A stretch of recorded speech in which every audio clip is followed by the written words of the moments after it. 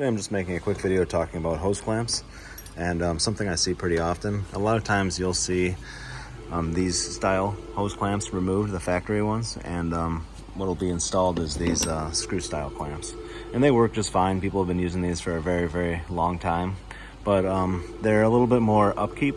The thing is that a lot of times I don't think people really think about is on this style clamp, it keeps constant tension on the hose.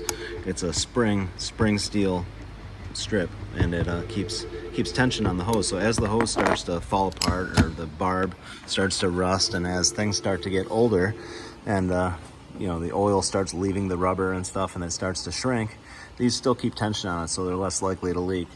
If you replace it with these screw style clamps, a lot of times you'll see over time, you know, long periods of time, they'll be loose and you'll have to tighten them up again. They'll start leaking a little bit and stuff like that. So they're just a little bit more upkeep.